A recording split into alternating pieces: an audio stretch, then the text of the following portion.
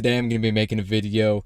We're going to kind of be talking about the whole Jon Jones and Tom Aspinall situation, kind of my thoughts on it, the different matchups and what should happen and all that kind of stuff. So we know recently Jon Jones just beat Stipe Miocic for his first undisputed title defense at UFC 309 at MSG, which looks like Stipe shouldn't have even been there. It should have been Aspinall in the first place.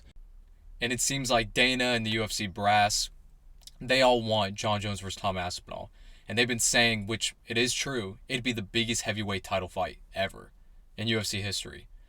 But the other options, I mean, if Jon Jones refuses to fight Tom Aspinall and is threatening to retire and all this kind of stuff, if it comes to the point where he literally won't fight Tom Aspinall under any circumstances, I think the logical next move should be Jon Jones vacates the heavyweight belt, which promotes Tom Aspinall to undisputed champ. He just goes and continues his title reign, or starts basically his undisputed title reign, which I think his first undisputed title defense would be against the winner of Cyril Gane and Alexander Volkov, which is going to be at UFC 310. So that would be perfect right there. And since he hasn't fought, I mean, I don't know what the availability of Gane or Volkov would be, but it could be as early as spring 2025 that you have Aspinall defending the undisputed title against either Cyril Gane or Alexander Volkov. So that deals with heavyweight. Then for Jon Jones, he should cut back down to light heavyweight. Then he fights Alex Pereira at 205. So it would be Pereira's fourth title defense.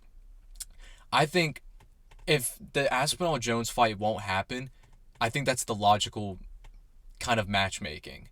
Because then it almost brings a little more significance if Jon Jones is going and fighting Pereira at basically his natural weight class, or the weight class where he dominated for so many years, and that's where he became the GOAT, was at light heavyweight. That's his division.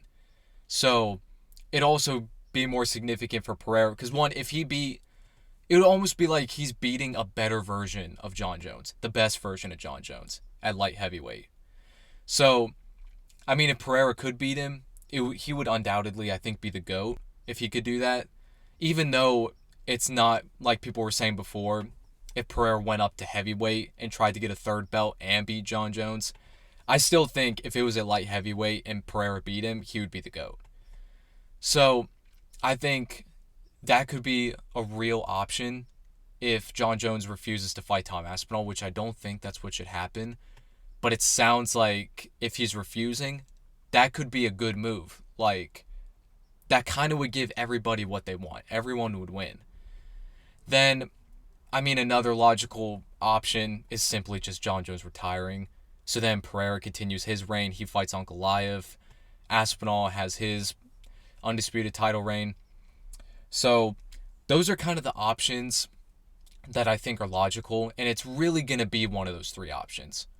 Either Jones sacks up and fights Aspinall, or he vacates the belt to Aspinall, which he actually said that he'd be willing to do that. That's why I think that might even be just personally a prediction, what I think is going to happen.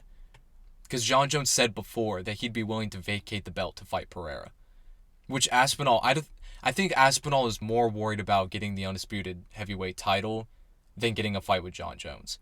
I think if they told him that he's going to vacate the belt and fight Pereira, I think he'd be okay with that. I mean, he probably does want to fight Jon Jones, but the undisputed belt outweighs fighting Jon Jones. You know what I mean? Kind of that situation. So Aspinall would be happy. He gets the undisputed title. Jones and Pereira get their fight, because it also seems like Pereira really wants the Jon Jones fight too. So I kind of think that makes everybody happy. You get a huge money, Dana, all of them, they get the huge money fight with Jones and Pereira. Aspinall starts his title reign.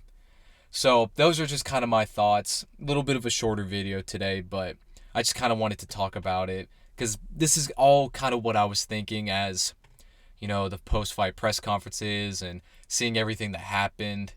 So yeah, that's it for this video. And I'm going to be making more videos soon. Probably my next video is going to be, or my next couple is going to be matchmaking different divisions. So go and check those out. Thanks for watching, and see you guys soon.